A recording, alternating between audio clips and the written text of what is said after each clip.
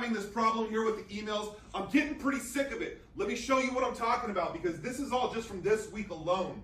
I've got this one right here with no body. All it has is a subject line that says, yo, my mom's mad at my grade. You should fix it. OMG. I don't even know what that means, okay? So whoever sent this and wants me to fix their grade, I know it was you. I'm probably not going to do it. What else we got? Move, please. Bruh. Can I move, please? Jackson, lowercase, it's a proper noun. Keeps mewing next to me. R from Connor. I don't even know what mewing means, but Jackson, whatever that is, if you could stop doing it, I'd appreciate it. And Connor, just be a little more accepting, okay? Group project. Ben is the absolute worst, and I need you to please fail him. You don't need me to do that. He's doing it himself. Get him out of my group. I can't deal with him anymore. He doesn't do crap. If you were in a group with Hum, you wouldn't be able to stand him either. I am in a group with him. We're all in a group together. I know how annoying Ben can be. Sorry, Ben. Okay. Bro, I know I got like 10 missing assignments, but I need an A. Lowercase I only have 30 minutes of screen time a day. I can't text shoddy. Be a real one and help me. Peace out. Your fave student. Subject line, Vrew, please. I'm not even going to open these emails up anymore that have these subject lines. I don't even know what that means. What is a shoddy? Yo, teach. Mr. Price. Yo, lowercase I. I know I be slacking off in class sometime, but can I get cred on today's assignment? 5 question marks. Thanks, bro.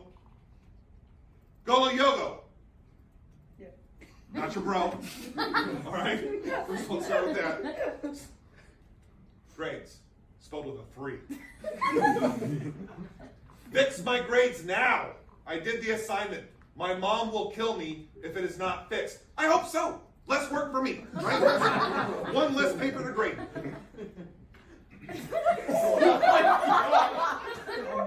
What's up, brother?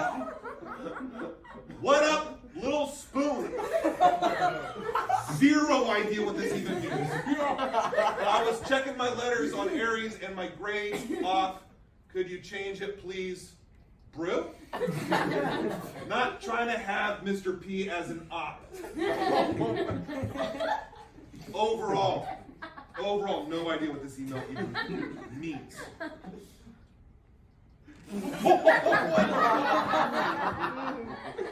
Bro, I need you to please fox my grade, bro.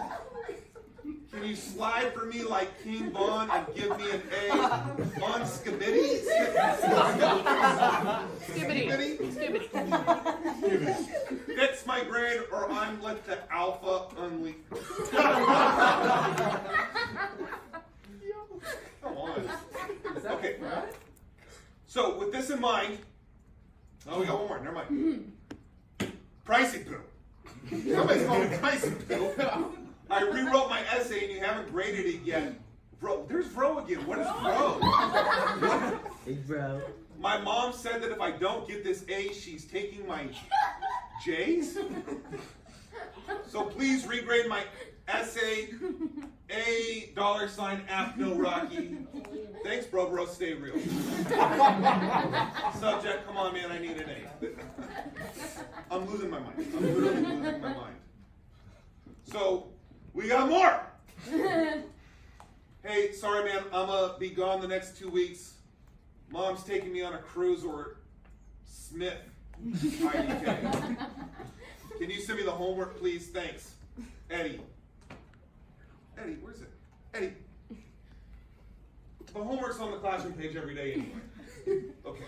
So with this in mind, a lot of you guys are asking me for letters of recommendation. You need them for college, or you need them for a job you're applying for, Go Yogo, you just asked me for one, so I wrote you one. And from now on, I'm writing them in the same style. You guys are sending me these emails.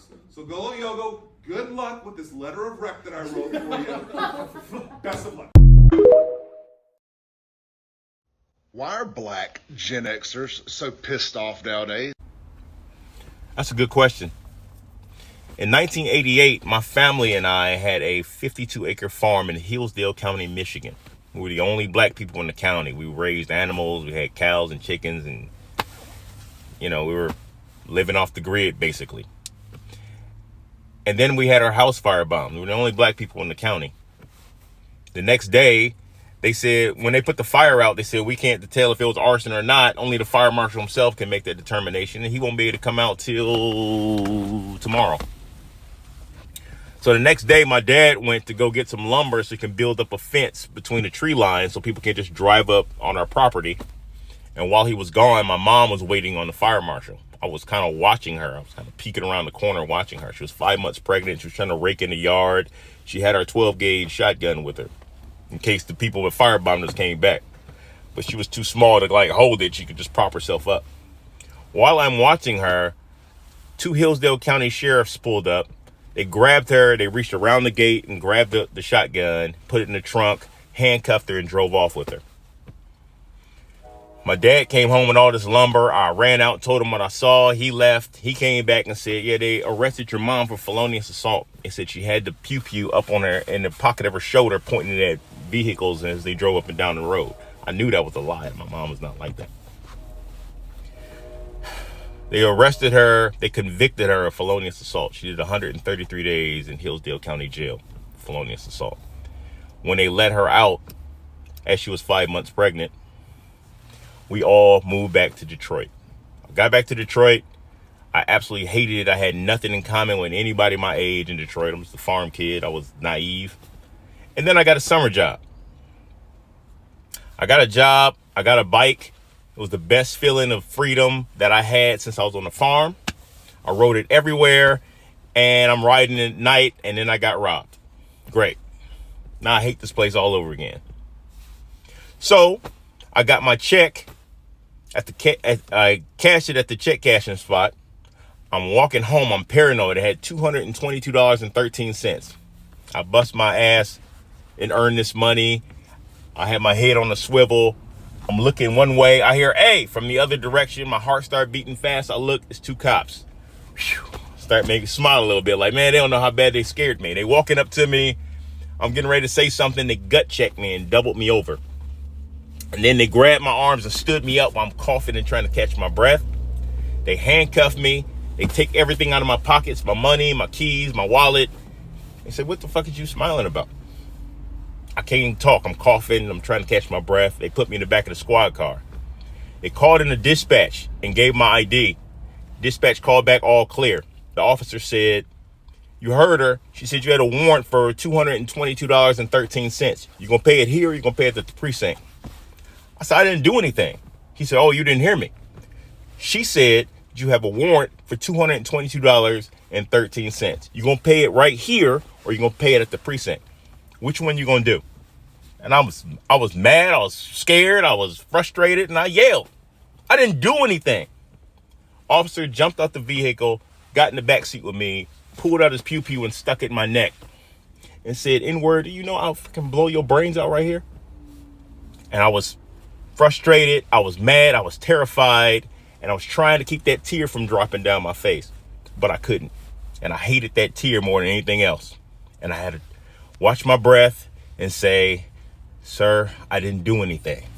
He started laughing, looked at the cop in the front seat and said, well, you heard him. You're going to pay it at the precinct. They took me down there. It was Friday afternoon, about 5:30. They didn't fingerprint me. They didn't take no pictures. They just put me in the cell. Monday morning, they just let me out. I walked home. I got home. My parents were freaking out. They didn't know where I was all weekend. My dad asked me, where were you? I told him. He said, get in the truck. Let's go up there. We went back up to the precinct, and my dad was pissed. My dad is an old civil rights guy.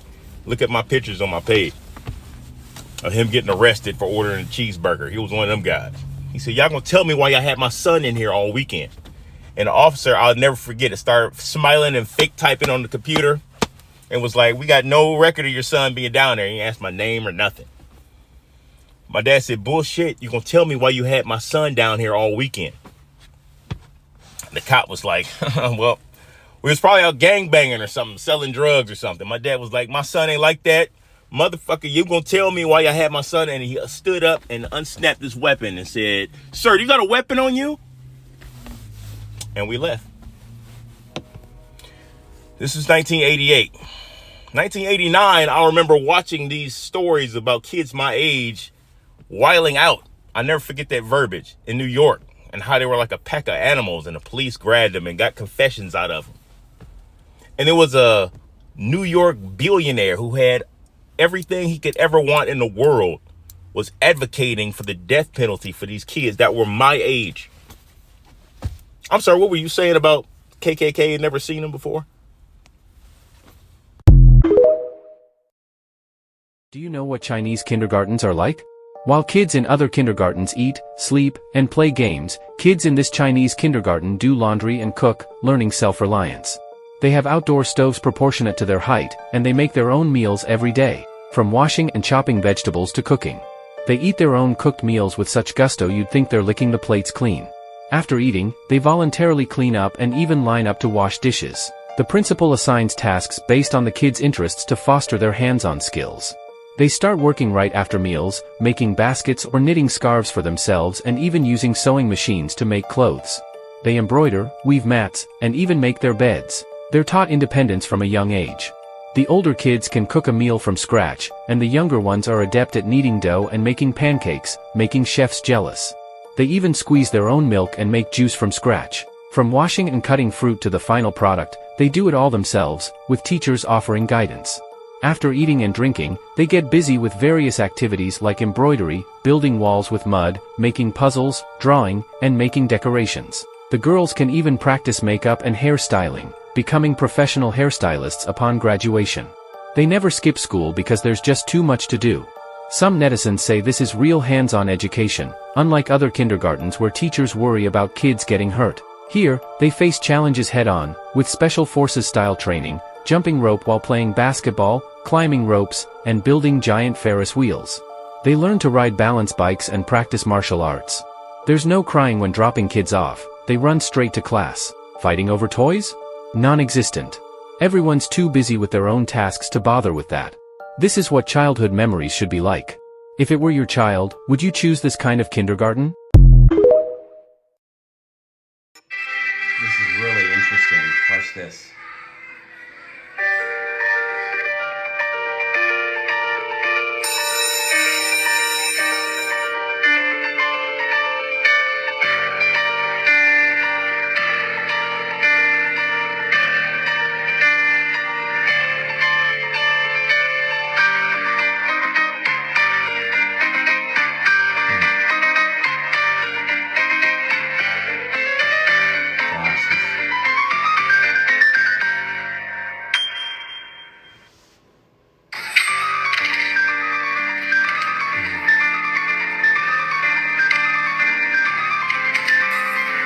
Hard work, screen addicted, a little bit of money.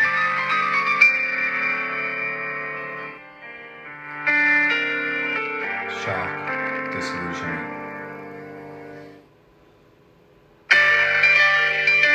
Okay, back in time, options again.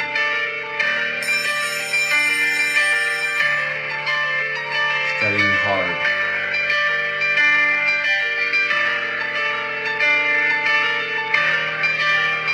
Lifestyle, proud parents.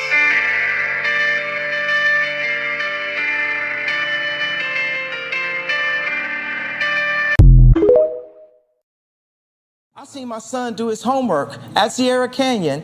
Because Because Daddy got his own school, called Donda, named after my mom. The first black female English chair at English department at Chicago State. So he's doing his homework, and it's math, and it's got 3 eggs and 2 eggs, and it says 3 plus 2 equals what? And he says 5. And the next one has 3 eggs plus 2 eggs, and it says 2 plus 1 equals what? And he says 5. And see, the picture was wrong with the number. Right. He starts to get frustrated. He starts crying. He doesn't understand. And I was there, thinking he was too young for me to explain this to him. I was like, no, this is getting you prepped to be pulled over for no reason.